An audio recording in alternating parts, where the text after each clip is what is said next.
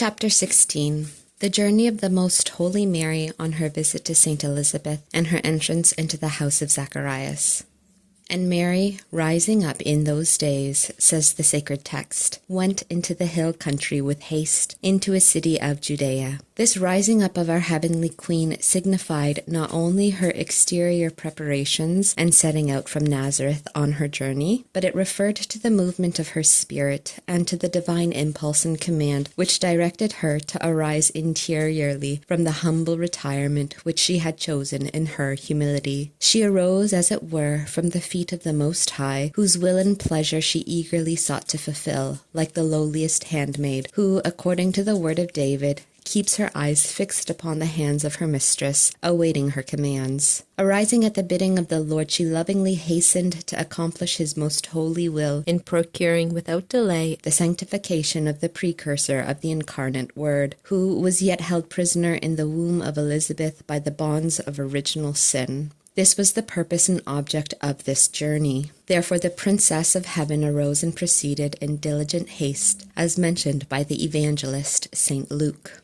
Leaving behind then the house of her father, and forgetting her people, the most chaste spouses, Mary and Joseph, pursued their way to the house of Zacharias in mountainous Judea. It was 26 leagues distant from Nazareth, and the greater part of the way was very rough and broken, unfit for such a delicate and tender maiden. All the convenience at their disposal for the arduous undertaking was a humble beast, on which she began and pursued her journey. Although it was intended solely for her comfort and service, yet Mary, the most humble and unpretentious of all creatures, many times dismounted and asked her spouse, St. Joseph, to share with her this commodity, and to lighten the difficulties of the way by making use of the beast. Her discreet spouse never accepted this offer, and in order to yield somewhat to the solicitations of the heavenly lady, he permitted her now and then to walk with him part of the way, whenever it seemed to him that her delicate strength could sustain the exertion without too great fatigue. But soon he would again ask her, with great modesty and reverence, to accept of this slight alleviation, and the celestial queen would then obey, and again proceed on her way, seated in the saddle. Thus alleviating their fatigue by humble and courteous contentions, the Most Holy Mary and St. Joseph continued on their journey, making good use of each single moment. They proceeded alone, without accompaniment of any human creatures, but all the 1,000 angels, which were set to guard the couch of Solomon, the Most Holy Mary, attended upon them. Although the angels accompanied them in corporeal form, serving their great Queen and her Most Holy Son in her womb, they were visible only to Mary. In the company of the angels and of St. Joseph, the Mother of Grace journeyed along, filling the fields and the mountains with the sweetest fragrance of her presence, and with the divine praises in which she unceasingly occupied herself.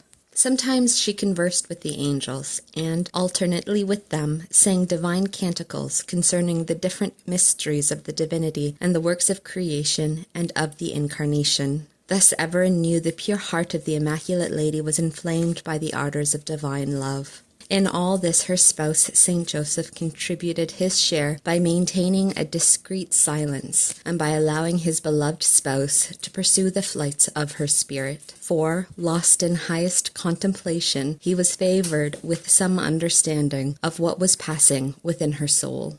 At other times the two would converse with each other and speak about the salvation of souls and the mercies of the Lord, of the coming of the Redeemer, of the prophecies given to the ancient fathers concerning him, and of other mysteries and sacraments of the Most High. Something happened on the way which caused great wonders in her holy spouse Joseph. He loved his spouse most tenderly with a chaste and holy love, such as had been ordained in him by the special grace and dispensation of the divine love itself. In addition to this privilege, which was certainly not a small one, the saint was naturally of a most noble and courteous disposition, and his manners were most pleasing and charming. All this produced in him a most discreet and loving solicitude, which was yet increased by the great holiness which he had seen from the beginning in his spouse, and which was ordained by heaven as the immediate object of all his privileges. Therefore the saint anxiously attended upon Most Holy Mary, and asked her many times whether she was tired or fatigued, and in what he could serve her on the journey. But as the Queen of Heaven already carried within the virginal chamber the divine fire of the incarnate Word, holy Joseph, without fathoming the real cause, experienced in his soul new reactions, proceeding from the words and conversations of his beloved spouse. He felt himself so inflamed by divine love, and imbued with such exalted knowledge of the mysteries touched upon in their conversations, that he was entirely renewed and spiritualized by this burning interior light. The farther they proceeded, and the more they conversed about these heavenly things, so much the stronger these affections grew, and he became aware that it was the words of his spouse which thus filled his heart with love and inflamed his will with divine ardor. So great were these new sensations that the prudent Joseph could not help but pay the greatest attention to them, although he knew that all this came to him through the meditation of Most Holy Mary, and although it was a wonderful consolation to him that she was the cause, he meditated upon it without curiosity, and on account of his great modesty, he did not dare to ask her any questions, the Lord having ordained it thus, for it was not yet time that he should know the sacrament of the King, which was already completed in her virginal womb. The heavenly princess beheld the interior of her spouse, knowing all that passed within his soul, and in her prudence she reflected how it would naturally be unavoidable that he should come to know of her pregnancy, for there would be no possibility of concealing it from her most beloved and chaste spouse. The great lady did not know at the time how God would arrange this matter, yet, although she had not received any intimation or command to conceal this mystery, her heavenly prudence and discretion taught her that it would be proper to conceal it as a great sacrament, greater than all other mysteries. Therefore she kept it secret, saying not a word about it to her husband, neither after the message of the angel, nor during this journey, nor later on, during the anxieties occasioned to Saint Joseph at becoming aware of her pregnancy. O admirable discretion and prudence, more than human, the great queen resigned herself entirely to the divine providence, hoping that God would arrange all things, yet she felt anxiety and pain at the thought of what her husband might think, and of her inability to do anything in order to dissipate his anxiety. This anxiety was increased by the attentive care and service lavished by him upon her with so much love and affection, since his faithful services certainly deserved a corresponding return on her part as far as was prudently possible. Therefore, in loving solicitude, and in pursuance of her desires to solve this coming difficulty, she prayed to the Lord, asking him to grant his divine assistance and guidance to Saint Joseph when it should arrive.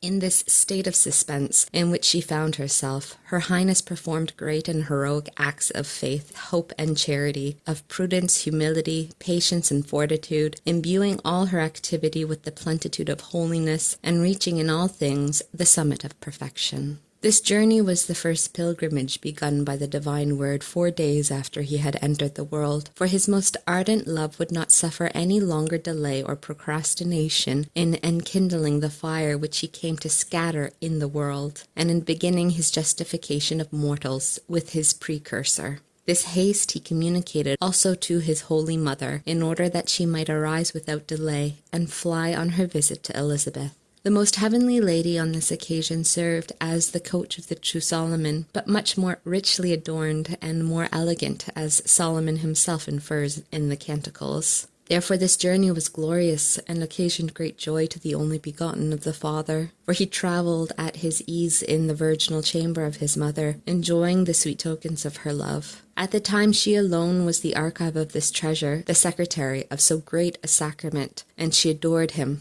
blessed and admired him, spoke and listened to him, and answered him. She reverenced him and thanked him for herself, and for all the human race, much more than all the men and the angels together. In the course of the journey, which lasted 4 days, the two holy pilgrims, Mary and Joseph, exercised not only the virtues which were interior and had God for their immediate object, but also many other outward acts of charity toward their neighbors, for Mary could not remain idle at the sight of want. They did not find the same hospitable treatment at all the inns of the road, for some of the innkeepers, being more rude, treated them with slight consideration in accordance with their natural disposition. Others received them with true love inspired by divine grace. But the Mother of Mercy denied to no one such help as she could administer, and therefore whenever she could decently do so, she hastened to visit and hunt up the poor, infirm, and afflicted, helping them and consoling them and curing their sicknesses. I will not stop to relate all that happened on the way, but will only mention the good fortune of a poor sick girl, whom our great queen found in passing through a town on the first day of her journey. She was moved to tenderest compassion at the sight of her grievous illness, and making use of her power as mistress of the creatures, she commanded the fever to leave the maiden, and the humours to recompose and reduce themselves to their natural state and condition. At this command, and at the sweet presence of the purest mother, the sick maiden was suddenly freed and healed from her pains of body, and benefited in soul, so that afterwards she lived more and more perfectly, and attained the state of sanctity, for the image of the authoress of her happiness remained stamped within her memory, and her heart was enkindled with a great love toward the heavenly lady, although she never again saw her, nor was the miracle ever made public.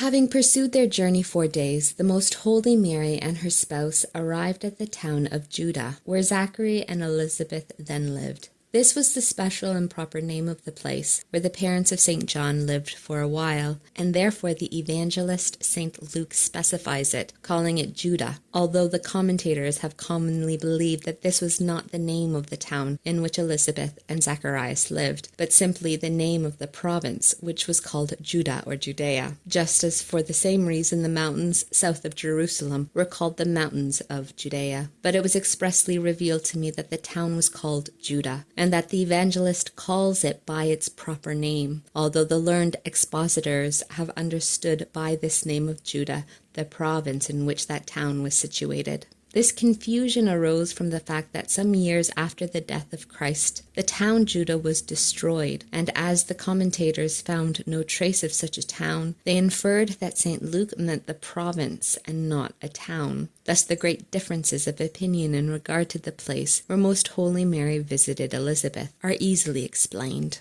As holy obedience has enjoined upon me the duty of clearing up these doubts on account of the strange inconsistency in the sayings of learned men, I will also add to what I have already said, that the house in which the visitation took place was built upon the very spot on which now the faithful pilgrims who travel to or live in the Holy Land venerate the divine mysteries transacted during the visit. Although the town of Judah itself, where the house of Zacharias stood, is ruined, the Lord did not permit the memory of the venerable locality in which those great mysteries transpired, and which were hallowed by the footsteps of Most Holy Mary, of Christ our Lord, and of the Baptist as well as of his holy parents, to be blotted out and effaced from the memory of men. Therefore it was by divine influence that the ancient Christians built up those churches and restored the holy places, in order to preserve by the agency of divine light the traditional truth, and to renew the memory of the admirable sacraments. Thus we ourselves, the faithful of our times, can enjoy the blessing of venerating and worshipping the sacred localities, proclaiming and confessing our Catholic faith in the works of our redemption.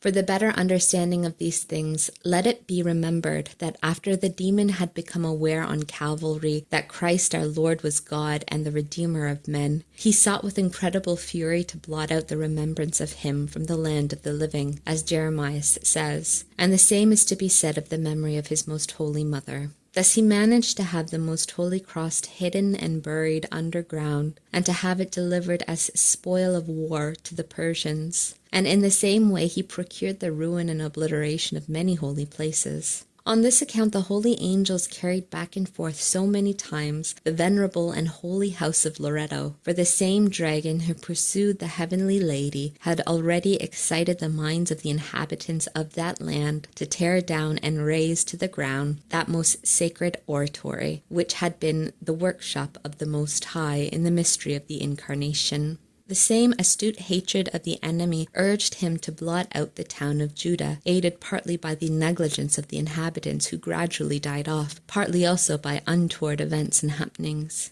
Yet the Lord did not allow all traces of the house of Zachary to be effaced or obliterated on account of the sacraments which were there enacted. This town was distant from Nazareth, as I have said, 26 leagues, and about 2 leagues from Jerusalem, and it was situated in that part of the Judean mountains where the stream Sorek takes its rise. After the birth of St. John and the return of the Most Holy Mary and her spouse Joseph to Nazareth, St. Elizabeth received a divine revelation that a great calamity and slaughter impended over the infants of Bethlehem and its vicinity. And though this revelation was indeterminate and unclear, it nevertheless induced the mother of St. John to betake herself with Zacharias, her husband, to Hebron, which was 8 leagues more or less from Jerusalem, for they were rich and noble, and they had dwellings not only in Judah and Hebron, but they had houses and possessions also in other places. When the Most Holy Mary and Joseph were on their way flying from Herod to Egypt, after the birth of the Word, and some months after the birth of St. John, St. Elizabeth and Zacharias were in Hebron.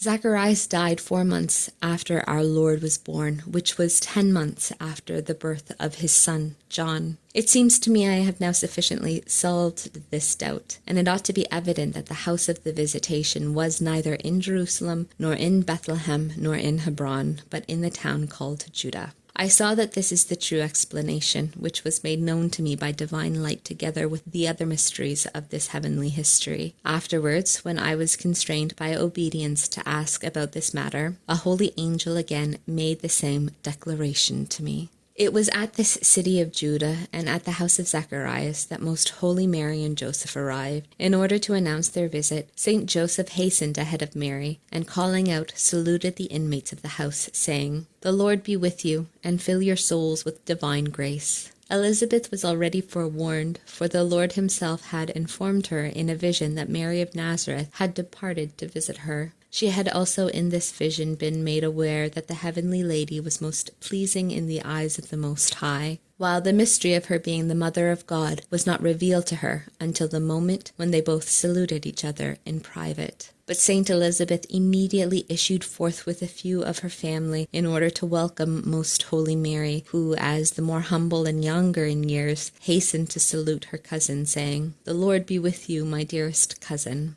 And Elizabeth answered, "The same Lord reward you for having come in order to afford me this pleasure." With these words they entered the house of Zacharias, and what happened I will relate in the following chapter.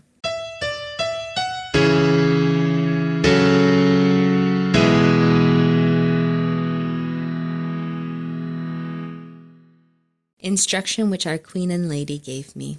My daughter, whenever the creature holds in proper esteem the good works and the services which the Lord commands for his glory, it will feel within itself great facility of operation, great sweetness in undertaking them, and a readiness and alacrity in continuing and pursuing them. These different feelings then give testimony of their being truly useful and commanded by God. But the soul cannot experience these affections if it is not altogether devoted to the Lord, keeping its gaze fixed upon his divine pleasure, hearing of it with joy, executing it with alacrity, and forgetting its own inclinations and conveniences. The soul must be like the faithful servant, who seeks to do only the will of his master and not his own. This is the manner of obeying which is fruitful and which is due from all the creatures to their God, and much more from all the religious, who explicitly promise this kind of obedience. In order that thou, my dearest, mayest attain to it perfectly, remember with what esteem David in many places speaks of the precepts, of the sayings, and of the justifications of the Lord, and remember the effects which they caused in that prophet, and even now in the souls. He says that they make the infants wise, rejoice the heart of men, that they enlighten the eyes of the soul, so that they become a most brilliant light for its footsteps, that they are more sweet than honey, more desirable and more estimable than the most precious stones. This promptitude and subjection to the divine will and to his laws made David so conformable to the heart of God. These are the kind of souls his majesty seeks for his servants and friends. Attend, therefore, my daughter, with all solicitude to the works of virtue and perfection, which thou knowest to be desirable in the eyes of the Lord. Despise none of them, nor withdraw from any of them, and cease not to exercise them, no matter how violently thy inclinations and thy weakness should oppose their exercise. Trust in the Lord, and proceed to put them into execution, and soon his power will overcome all difficulties. Soon thou wilt also know by happy experience how light is the burden, and how sweet is the yoke of the Lord.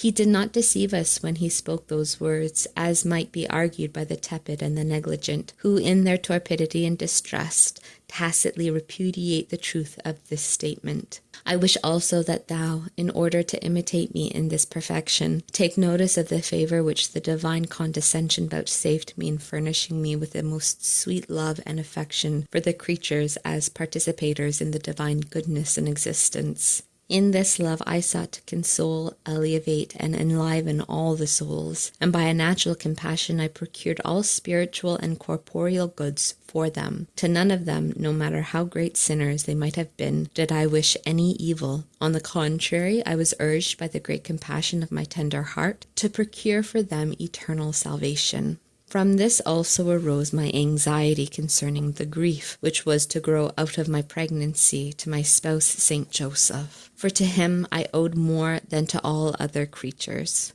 Tender compassion filled my heart, especially for the suffering and the infirm, and I tried to obtain some relief for all. In these virtues, then, I wish that thou, making use of the knowledge of them given to thee, most prudently imitate me.